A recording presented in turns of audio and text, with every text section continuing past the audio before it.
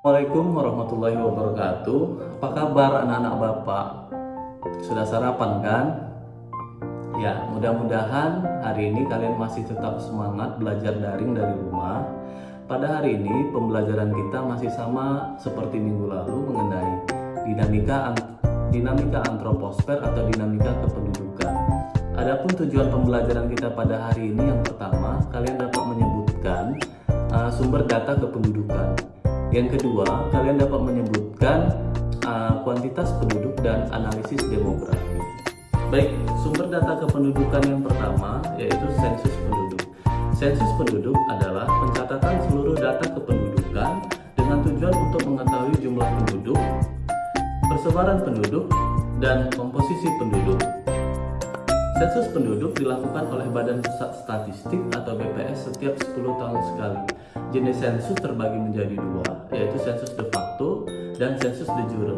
Sensus de facto adalah pencatatan data kependudukan pada saat sensus dilakukan, sedangkan sensus de jure adalah pencatatan data kependudukan yang dibuktikan dengan kartu identitas atau KTP. Metodenya ada dua, yang pertama metode Canvasser, yang kedua metode Householder. Kalau Canvasser, petugas sensus membantu mengisi data kependudukan. Kalau Householder, penduduk mengisi data kependudukan sendiri. Nah, sumber data kependudukan yang kedua yaitu registrasi penduduk. Registrasi penduduk adalah pencatatan peristiwa-peristiwa demografi penduduk seperti kelahiran, kematian, dan perpindahan penduduk atau migrasi. Sifat datanya terpisah-pisah. Nah, yang ketiga, survei penduduk. Survei penduduk adalah pencatatan data kependudukan pada suatu wilayah dan dalam waktu tertentu dengan menggunakan sampel.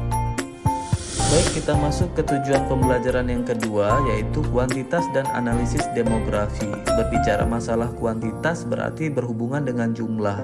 Untuk memudahkan menghitung jumlah penduduk, maka penduduk harus dikomposisikan menurut karakteristik tertentu, bisa berdasarkan usia atau jenis kelamin. Nah, berdasarkan usia, penduduk kita terbagi menjadi tiga, yaitu usia muda, dewasa, dan tua. Usia muda dari 0 sampai 14 tahun, usia dewasa dari 15 sampai 64 tahun, dan tua di atas 64 tahun. Nah, yang kedua, komposisi penduduk menurut jenis kelamin atau sex ratio. Sex ratio adalah angka yang menunjukkan perbandingan antara jumlah penduduk laki-laki per jumlah penduduk perempuan. Nah, dari sini kita dapat mengetahui angka beban ketergantungan atau dependensi rasio, di mana dependensi rasio disingkat dengan DR adalah angka perbandingan yang menunjukkan usia non-produktif per usia produktif dikali 100. Penduduk usia tidak produktif adalah penduduk muda dari usia 0 sampai 14 tahun dan penduduk tua di atas 64 tahun. Sedangkan penduduk usia produktif adalah penduduk dengan kategori dewasa usia 15 sampai 64 tahun.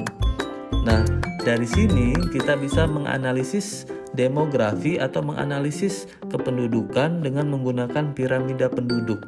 Piramida penduduk adalah gambaran proyeksi kependudukan yang dapat dilihat dari komposisi penduduk menurut usia.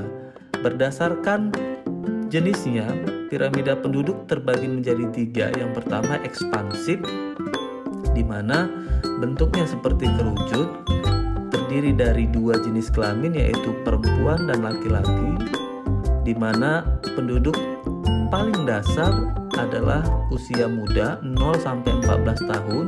Yang kedua, penduduk dewasa dari 15 sampai 64 tahun, dan piramida yang paling atas penduduk tua di atas 64 tahun. Yang kedua, jenis piramida stasioner.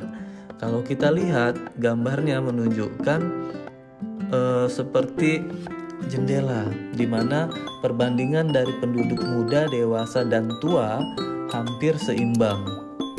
Nah, yang ketiga, piramida penduduk berbentuk konstruktif, di mana penduduk mudanya kita lihat lebih kecil perbandingannya dibandingkan penduduk muda maupun tua.